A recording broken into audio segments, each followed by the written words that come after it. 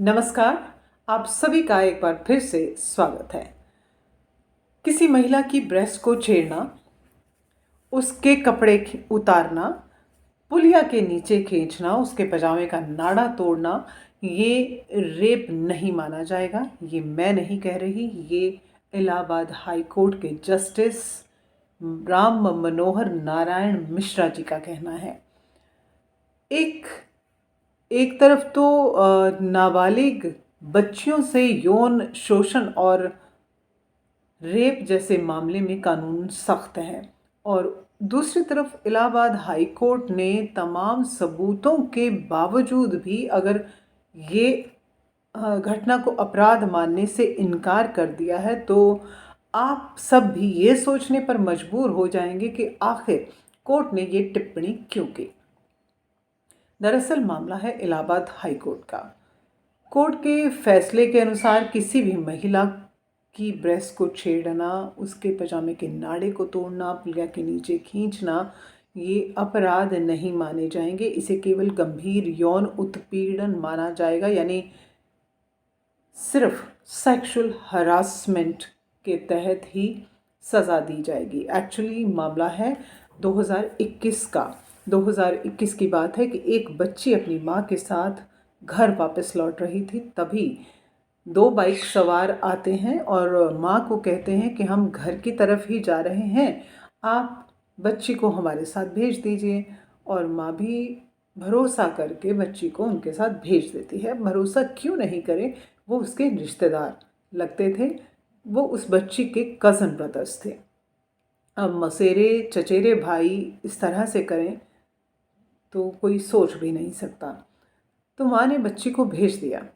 अब कुछ दूर जाकर एक सुनसान रास्ते पे वो बाइक रोक लेते हैं और बच्ची की ब्रेस्ट को पकड़ते हैं, उसको पुलिया के नीचे खींचते हैं, उसके पजामे का नाड़ा तोड़ते हैं।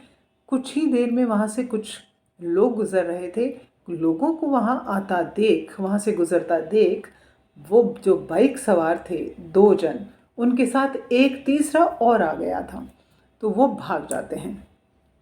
अब शुरुआत में तो भारतीय दंड संहिता यानी आईपीसी एक्ट 376 और पॉक्सो एक्ट की धारा 18 के तहत मुकदमा दर्ज किया गया। इन धाराओं को आपको बता देते हैं कि दुष्कर्म से जुड़े गंभीर आरोपों पर ही लगाया जाता है। जब ये मामला इलाहाबाद हाई कोर्ट पहुंचा तो केस की सुनवाई जस्टिस राम मनोहर नारायण मिश्रा जी की पीठ ने की।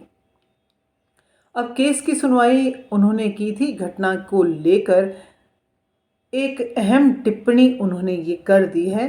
कोर्ट ने कहा कि किसी भी महिला के साथ ये अगर कोई हरकत करता है तो उसे रेप नहीं माना जाएगा, रेप करने की कोशिश भी नहीं माना जाएगा। तो कोर्ट ने ये कहा कि इस मुकदमे को लेकर के, इस घटना को लेकर के अपराधियों पर एक नए सिरे से केस दर्ज किया जाए, उन्हें वापस से सम्मन भेजा जाए। तो अब आप ये सोचिए कि ये क्या चल रहा है। क्या लड़कियां सुरक्षित हैं?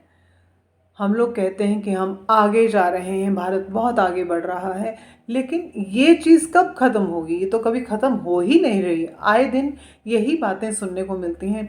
हर दिन आप न्यूज़पेपर पढ़ लीजिए या टीवी पर न्यूज़ देख लीजिए, ऐसा कोई ना कोई केस सुनने में आता ही है। और बहुत सारी तो लड़कियां इस तरह की होती हैं कि जिनके साथ ये घटनाएं होती हैं, लेकिन वो केस भी दर्ज नहीं करती हैं।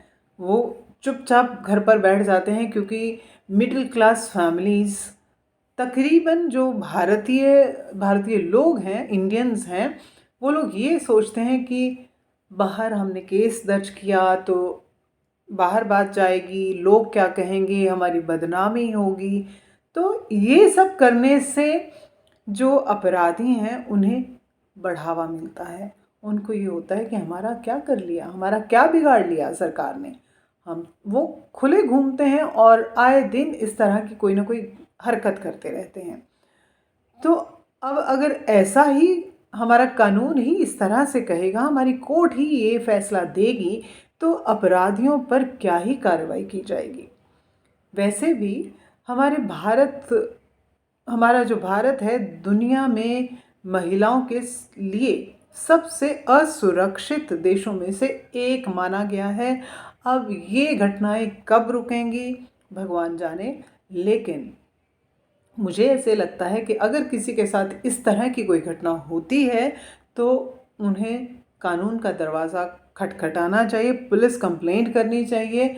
वैसे तो कानून ऐसा होना चाहिए कि कोई अगर इस तरह की हरकत कर रहा है तो उसे उसी समय ख़त्म कर देना चाहिए। जी हाँ, ताकि दूसरे को, किसी और को ये सब करने की हिम्मत ना आए।